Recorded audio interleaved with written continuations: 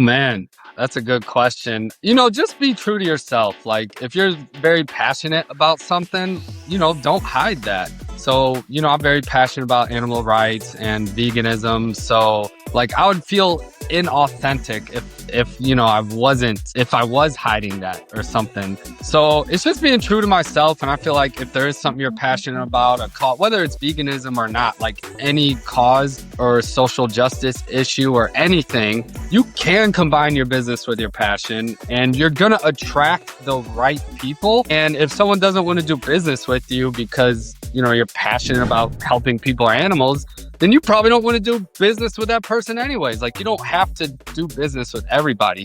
Everyone's not going to be the perfect fit. A lot of people think veganism is a diet, but it's actually a lifestyle. It's a social justice movement against the exploitation and slaughter of animals. So it's a value system. And because it's so funny, just the other day, someone was like, they're like, you're vegan, this is gluten-free. That's the same thing, right? I was like, no. They're like, oh, there's milk in it. Is that okay? It's like, no. It's people just still don't even know what veganism is, which is crazy to me. But it's just a stance against animal cruelty and slaughter. Like, to me, sometimes I sugarcoat it, sometimes I don't. But most times I'm just like, I don't need animals because, I love animals. They're my friends. Friends, not food. What do you say to people who want to help animals, but they feel that their individual actions don't matter? Yes. Individual actions do matter. Mm-hmm. We have the power 3 times a day, breakfast, lunch, dinner, mm-hmm. to make a stance against, animal cruelty, animal agriculture. So I don't want to give them my money. And that's why all these vegan brands and foods and alternatives are popping up. We are making a difference. I feel like that's just what people want to say or industry wants to say because they want us to seem hopeless and powerless, which we are not. We have the power to change. Is something standing between you and your happiness? It was for me. I had to face my depression and the constant negative self-talk. Therapy helped me realize I deserve to be happy. That's why this podcast is called I Choose Health, because I made the choice to heal and I want to share that with you. As a gift to you, we've partnered with BetterHelp as our sponsor to help you start your own healing journey. We all face moments when life feels overwhelming, whether it's stress, anxiety, or just feeling stuck. Talking to someone can make a real difference. And that's where our sponsor, BetterHelp, comes in. BetterHelp offers professional online therapy that's convenient, affordable, and entirely on your schedule. You can connect with a licensed therapist by video, phone, or even chat, whatever works best for you. Let our sponsor, BetterHelp, support you on your journey to better mental health. You can get 10% off your first month by going to betterhelp.com/iChooseHealth. That's betterhelp.com/iChooseHealth for 10% off your first month. Take the first step toward feeling better today. As a teenager, I decided to live better, so I gave up the meat, eggs, and cheddar. At 20 and 30, I wanted more, so I strengthened my mind and my core. Living a life that is healthier and wealthier because I choose health.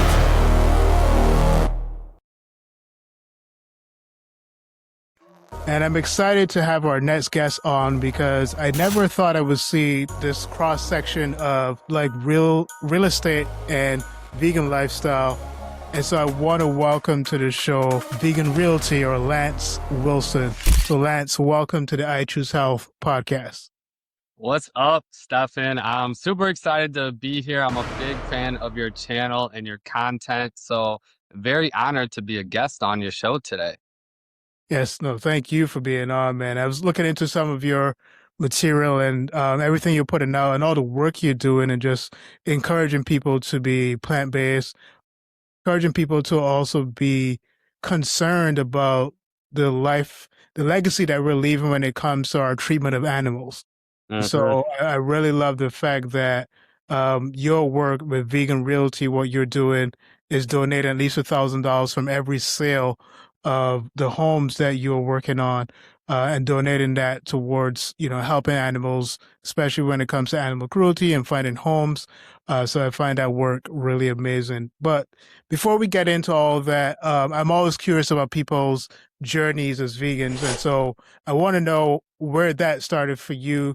What was your like vegan origin story? When did that occur? When did that realization come for you? Definitely. Great question. So I feel like I've always been vegan at heart, but it just took me a while to, make the connection. Because I always grew up with animals, so I always loved animals. And I think I was in my mid to late, I think I was 28, and I came across the documentary Cowspiracy.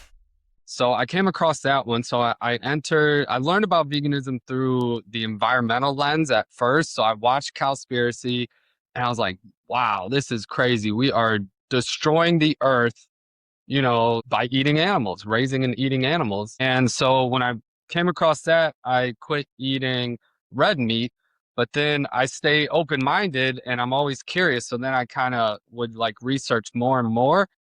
And then that led me to the animal cruelty. So once I saw like what the animals go through, I saw slaughterhouse footage, I saw factory farm footage. And once I saw that, oh man, it broke my soul. And once I saw that, I was like, no, I can't anymore. And then I learned about the health aspect. So I was like, wait, we're literally destroying the earth. We are just extreme animal cruelty, slaughtering billions of animals every year.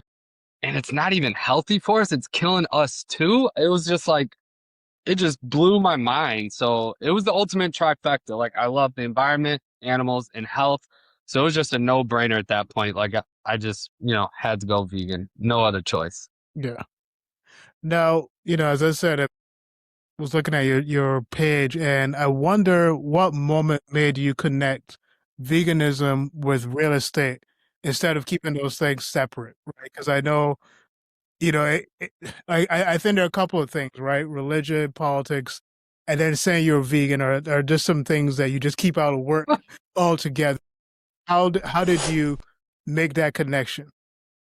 Definitely. So I've been in real estate ever since after college. So I went to college for business and marketing and never had a real job. So I just got my real estate license right after that. So, all I know is real estate. And when I went vegan, I kind of lost my passion for real estate and I just wanted I did activism hardcore for like 2, 3 years. And when I did that, my real estate business struggled and I was like, oh crap, I got to pay bills. So I was trying to figure out a way where I could do activism and pay the bills. So I went to an animal rights conference. It was called the Animal Liberation Conference. It's in the Bay Area, Berkeley. And I went there and I just met, there was maybe 1,000 activists, animal rights activists from all over the world converged at this conference. And man, it just blew me away. That's kind of when I was like, I want to do something that is around animal rights or veganism. So after that conference, I came home and I was kind of like a little depressed because I was like, man, how am I gonna just quit real estate and go full time into activism? But I'm all about like the niches. There's a saying, it's like the riches are in the niches. And I was like, wait, what if we just like combine your passion with your expertise, with your business? And now I teach real estate agents that, like, it doesn't have to be one or the other. So me and my business partner, we're like, all right, cause he's also vegan. So we're like, let's try this vegan thing. He was very hesitant about branding our real estate team as vegan realty because as 99% of the population is not vegan. So he's like, I don't know if we could sustain a business like that. But I was like, let's just try it. And it worked out great. We work with all people, vegan or not. Our biggest thing is we donate $1,000 to animal rescues every time we help someone buy or sell a house, whether they're vegan or not. And we're based in the Los Angeles area, so we operate out of the greater LA area. However, we're starting to build a network of like vegan realtors. So if anyone's listening or you need to buy or sell a house, we probably have a vegan connection in your area. So we're starting to build that up, and they usually, most of them will also make some kind of donation to, an animal rescue or vegan organization. So we are building that out too, which is awesome. Could you imagine every city having like a vegan agent giving back? That'd be so cool. So that's kind of how it started. Like I was just inspired from the Animal Liberation Conference to get more into animal rights. And, we made a bold move of just branding ourselves like that. And, you know, we are fortunate to be in LA, which is a very vegan friendly city. And man, so we don't just donate back to animals, but we're also big into the community. So we do a lot of community events and bring the vegan community together. For instance, we've done beach cleanups. We've done hikes. We've done documentary nights at our office. We actually had a documentary night of the Game Changers, and we had like 80 people show up. We didn't even have enough seats. Like people were sitting on the ground. Like it was awesome. So we just like to do a lot of fun events that bring the community together. And when someone wants to buy or sell a house and they use us, and we donate back to the animals. So it actually made the real estate business much more purposeful and mission driven as well, which, just gave me more fire behind it. So I know you were talking about the niches, if I'm saying that correctly. How did your decision to go vegan change the way you think about money, success, and impact? Yeah, well, it made me a conscious consumer. Oh, I went vegan. Now I'm vegan, like first and foremost for the animals, then the environment, and the health is just a bonus for me, right? Just being healthy vegan. But it's a conscious choice because I don't want my money to go towards funding animals being tortured and killed. And, that translates to other things. I always want to use my money to like very conscious brands as well. So, veganism is more than just a diet. It's literally a lifestyle. It's a social justice movement. So, yeah, it just makes me want to spend my money on more conscious brands and things like that. Yeah, so I feel like most vegans kind of take that route because when I first learned about it, I was angry. Like it pissed me off. I was like, and it didn't make sense to me. I was like, what? Why are we doing this to animals and ourselves and the environment? And also, there's a lot of human exploitation in the animal agriculture as well. So it did make me angry and confused, but I learned that's not, for me personally, that's not the best route I want to go because I just want to have a lot of love in my heart and not anger. So I want to be fueled by love and not rage. And so I did that transition as well. And also, I wanted to get active, but I wanted to do it in a way that resonated with me, a way that resonated with my personality because there's so many forms of activism, and I've done many of them. There's, street activism, there's AV cubes, there's disruptions, protests, open rescue, civil disobedience, online actions, petitions. There's so many different ways.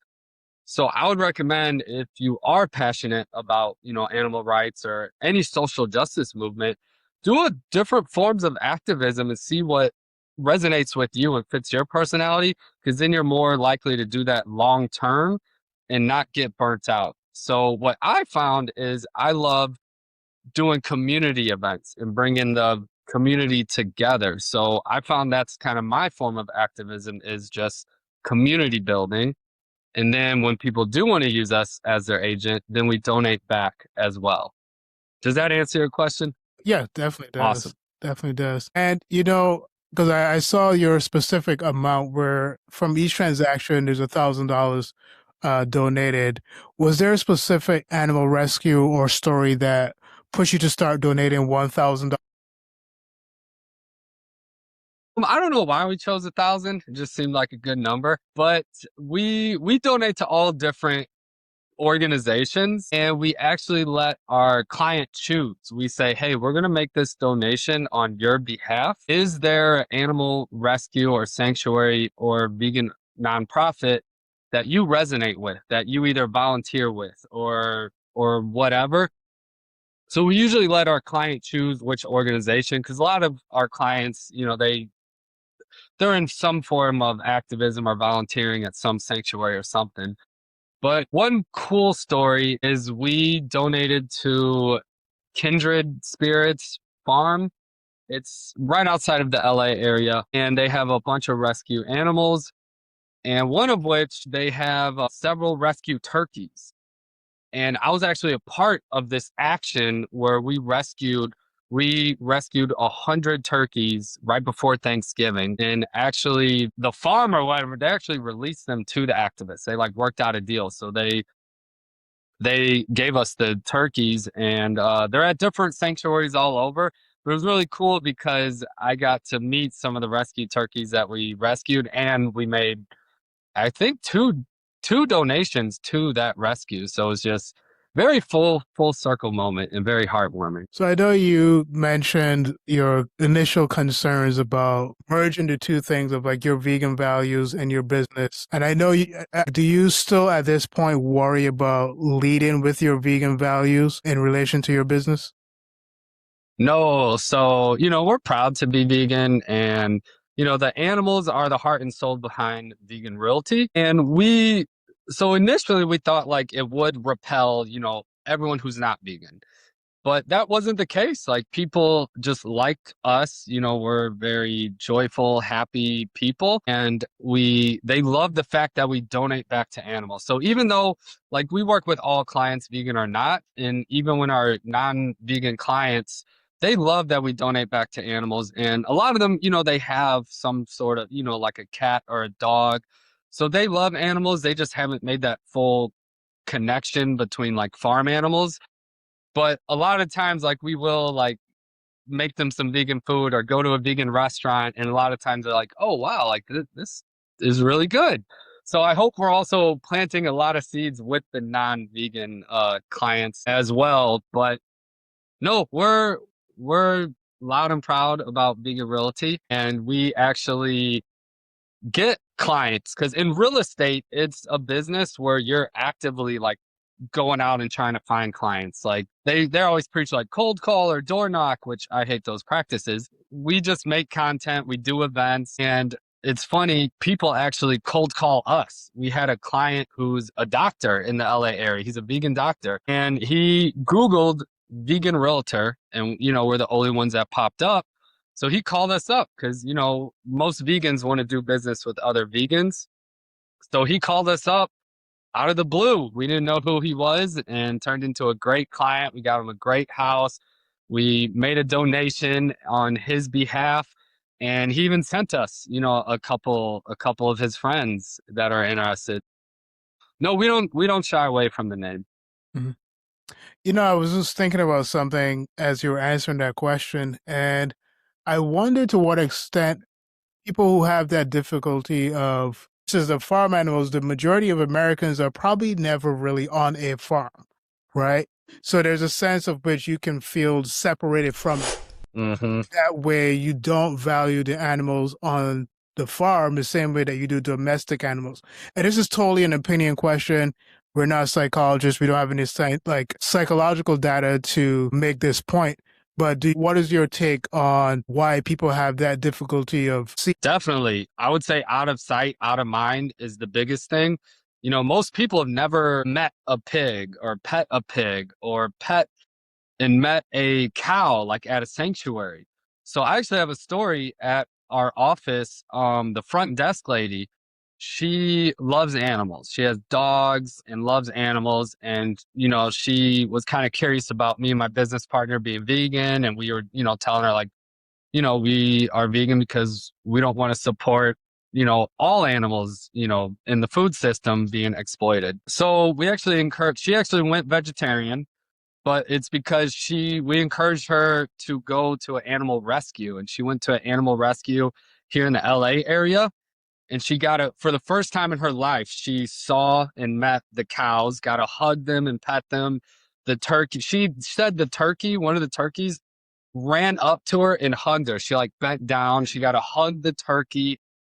And ever since that moment, she said like she can't eat animals again. And so I was like, yeah, once you meet them, you can't eat them.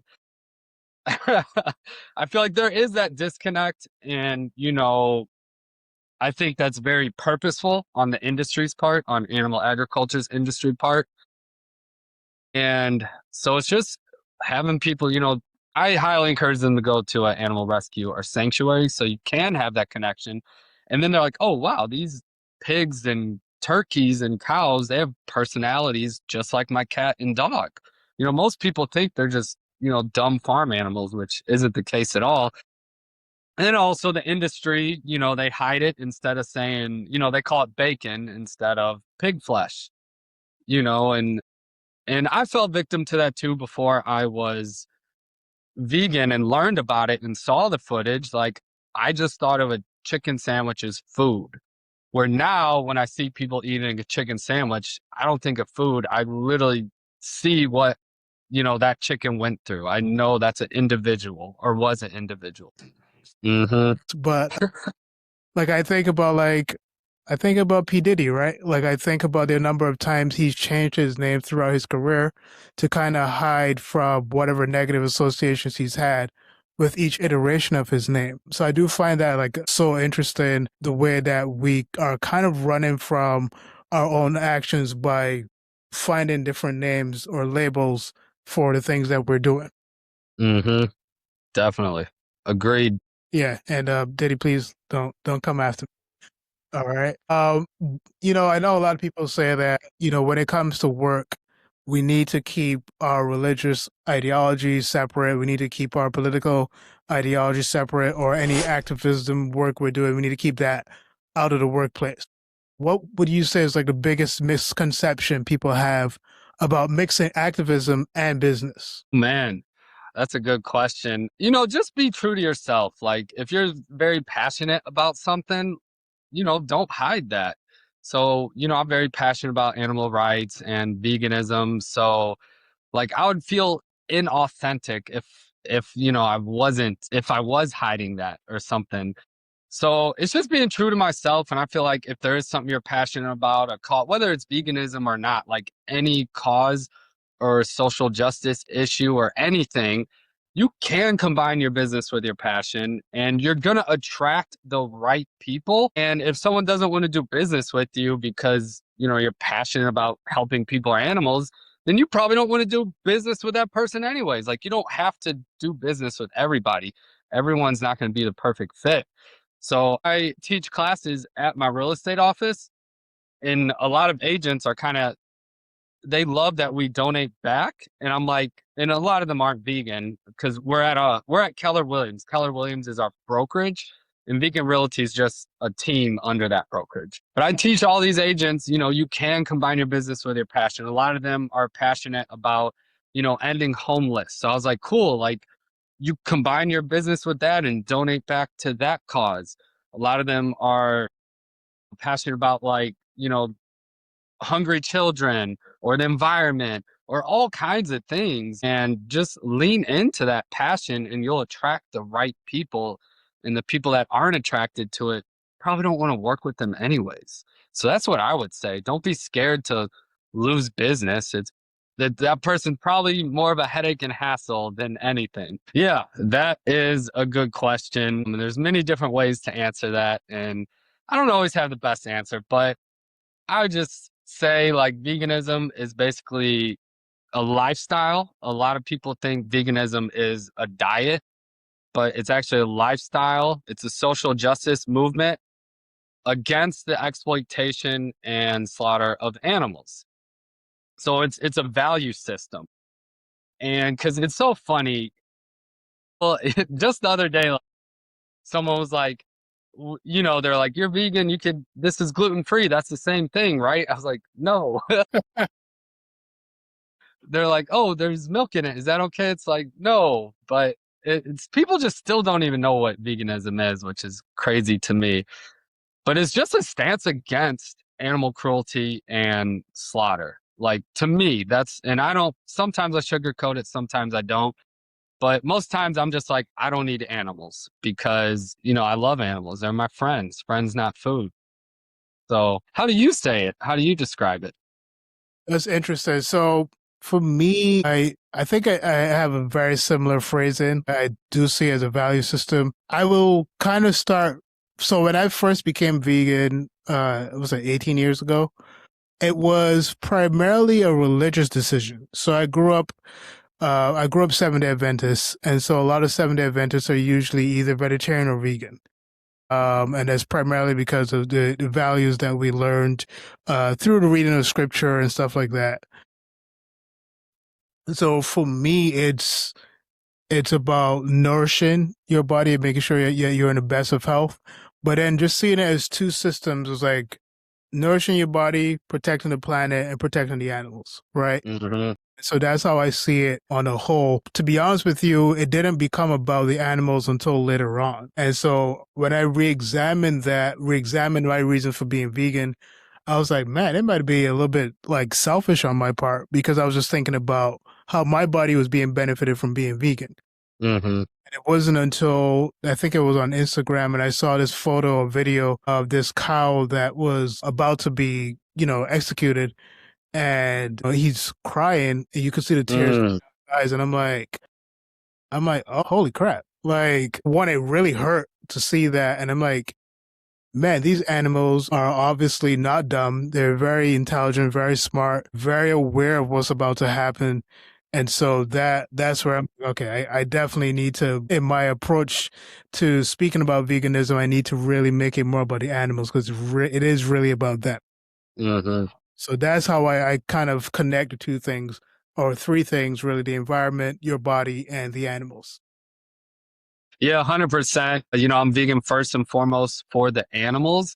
And when I first went vegan for like 2 years, I was a self proclaimed junk food vegan because I ate a lot of meat before vegan. I like the taste and texture. I grew up on it. And so the first few years, I ate all the processed meat alternatives, which aren't the best for you, but, they're better than, meat, and it's better than having an animal killed for you.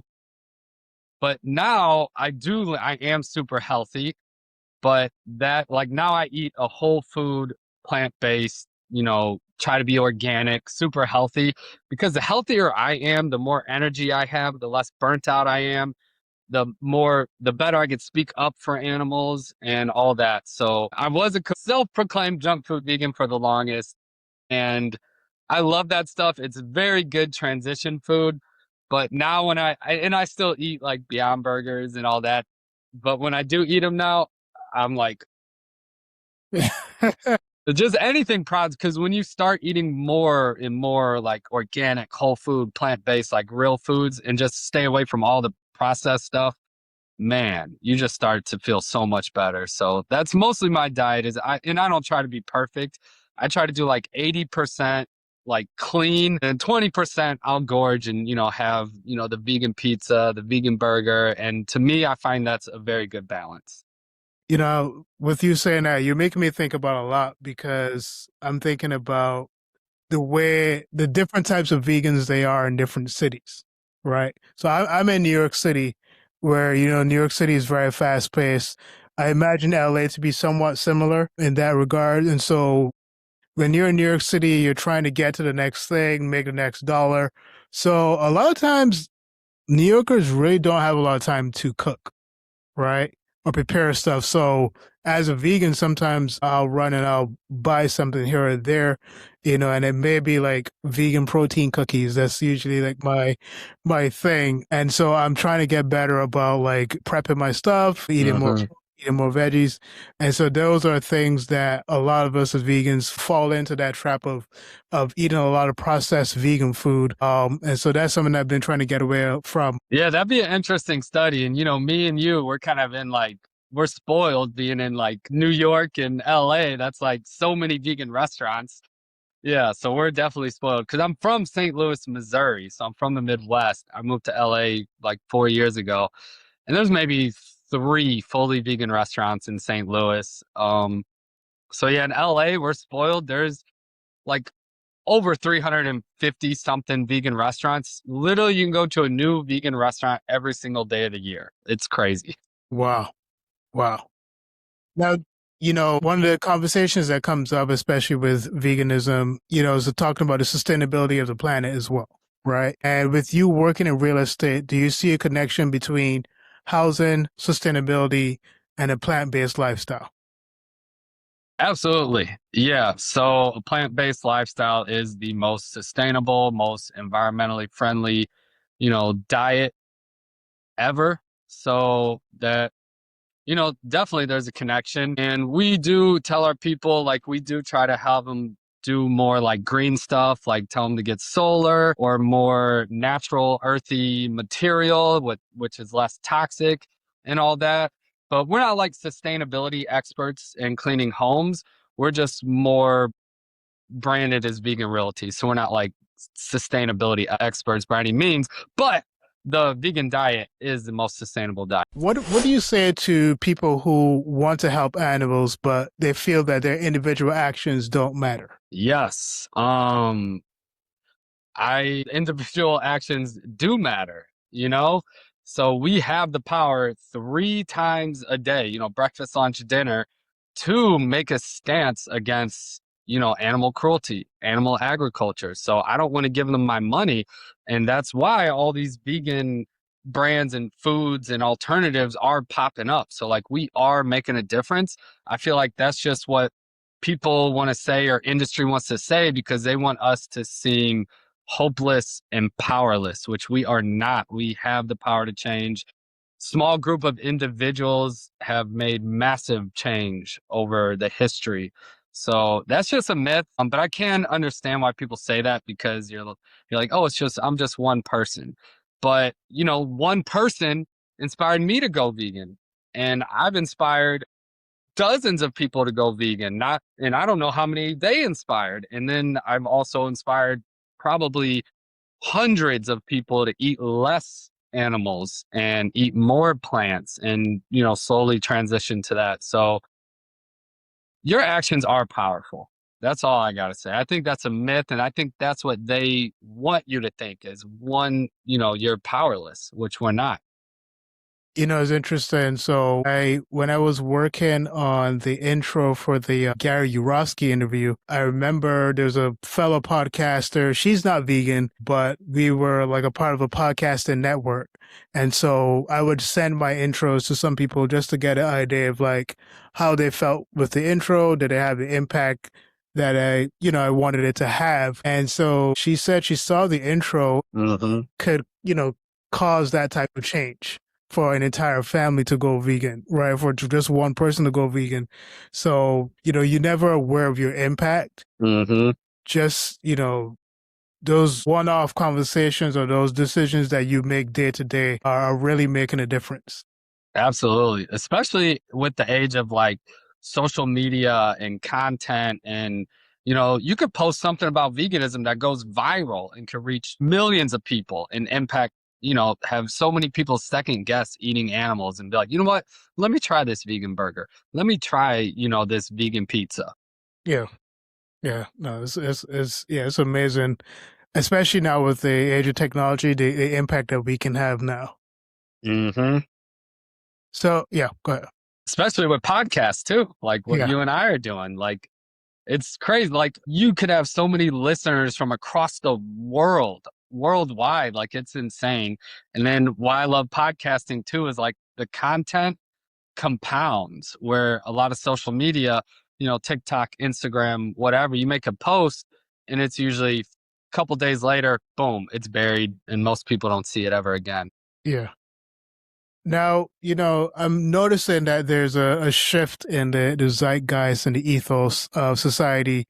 Are you seeing that with your customers and clients, are more buyers caring about sustainability and cruelty-free living? Are you seeing more of that shift now with the people who you're working with? Definitely. Especially here in Los Angeles, I feel like they're more progressive and all that, more about sustainability. So I definitely see a big trend towards that, towards sustainability and conscious consumerism. But at the same time, I do see a huge disconnect with like veganism, where a lot of people are like sustainable. They're all about sustainability. They're all about conscious capitalism. They're all about, cruelty free or whatever. But then a lot of people still have that disconnect. So, but I see that bridging more and more. And I love the direction that, veganism is going. Yeah, like what'd you say? You said 2025 was the year that veganism's winning. Yeah. 2025 was such an amazing year, man. When so I interviewed Tori Washington back in August. So, I told him I would have him back on. So I sent him an email recently because, he's just continuing to make these strides as a vegan bodybuilder. And, I'm just seeing so many other vegans out there who are doing so well. Hmm. The athletes that are coming forward now that we didn't know were following a vegan. Absolutely. Yeah. And it's funny because, I played a lot of sports growing up. And even to this day, I'll still play like pickup sports, like recreational sports. And back before I moved to LA, like we would play football every single Sunday. We'd get like 20 friends to play. And out of that friend group, I was the first to go vegan, and maybe one or two went after that. But when I went vegan, we were playing football. Everyone was like, "Oh, you're gonna like start breaking bones. You're gonna fall apart. You're gonna, whatever the misconceptions are." And as time went on, we were all kind of in our late 20s. But as time went on, I was thriving. I had more energy. I recovered easier. I was getting better where most people are starting like their physical prime is declining. Everyone's having sore knees and this or that. And a lot of them are like, man, maybe Lance is onto something. And that was like right when Game Changers came out too, the Game Changers documentary. So I told all my friends to watch that. And, a lot of them made, some small changes after that, but not fully vegan yet. And Lance, I wonder if every industry adopted a model like yours, how do you think the world would or could change? Kind of like a model where combine your business with passion and give back to man. That is like my dream. I would love that because we have inspired some agents to also do something similar to like donate $1,000 back to a cause they're passionate about. And also, regardless of the donation, we're just doing community events, like beach cleanups. We do fundraisers, hikes, just organizing community. And that's where you build like really deep connections and real connections, especially in the age of, social media and AI and all that. But man, that would be such a beautiful thing if like a lot of businesses took that model. And I do see it more and more. So yeah, what are your thoughts on that? No, I definitely think that we're definitely headed more in that direction. I'm seeing it more as I go into like mainstream stores. Like you go into your Targets or you go into your regular department stores. You're seeing a lot more companies that are saying, like I forgot the name of the company. They used to, I think it was the Tom's shoe, Yeah, right? Where yeah. they're saying like every sale goes towards this, every sale Yep. goes towards that. So It was there's buy more. one, give one. That was Yep. their thing. Yep. Yeah. So you're starting to see more compassionate type of like business model with a lot of companies. And so I think we're heading in a good direction, in a positive direction where I think you're going to see things get better from that regards. And I love that. And I'm not sure who inspired that, but obviously, for those of you who are thinking that as one person, you're not making an impact, it started with that one business owner making Hmm. that decision, and then another person saying, well, maybe I could do this, I could do that, right? So I think we're starting to see that as a lot of us take the courage to stand up and make those decisions when it comes to our business. Definitely. Yeah. And people like yourself are also leading the way too. So I love it. And I love this podcast, dude. Yeah, Keep thank it you. up. You're crushing it. Well, thank you, man. I definitely appreciate that. And Lance, I want you to definitely take this time to plug any work you have going on, any properties that we should be looking at, or whatever you want to plug it, Hmm. especially your social media as well. Definitely. I'll give you all the links so you can put them in the show notes. Yeah. So Vegan Realty, we donate $1,000 to animal rescues every time we help someone buy or sell a house. The animals are the heart and soul behind Vegan Realty. We also do a ton of community events. We are locally based in the greater Los Angeles area. However, if you are listening or vegan and you're interested in buying or selling a home, reach out to us because we are building a network of vegan agents all over the US. So hopefully if you're in a major city, we could probably connect you with a vegan agent. So working on that. I just started my podcast last year. I'm about 6 months in, about 27 episodes in and loving it. So that is called the Health and Real Estate Podcast. So again, I kind of combined two separate industries, combined them into one because I've been in real estate, 12 plus years, and the real estate industry as a whole is not a health conducive industry. So I kind of created like a wellness community for real estate professionals. And so I'm helping, provide that. And so, yeah, I would love if you like and subscribe to the podcast. It's called the Health and Real Estate Podcast. And, let's connect if you're interested in buying or selling a home. And also, if you're not subscribed to Stefan's podcast, I Choose Health Podcast, like and subscribe. This dude is crushing. Welcome to week 43 of 52 Choices. This week, we're saying to limit caffeine after 2 p.m. Caffeine can still be active 6+ hours later, and a study found it reduced sleep even when taken 6 hours before bed. Caffeine also has a long half-life, somewhere between 3 to 7 hours, so afternoon coffee can become a nighttime stimulation. Make 2 p.m. your caffeine cutoff. If you want something warm later, switch to decaf or herbal tea.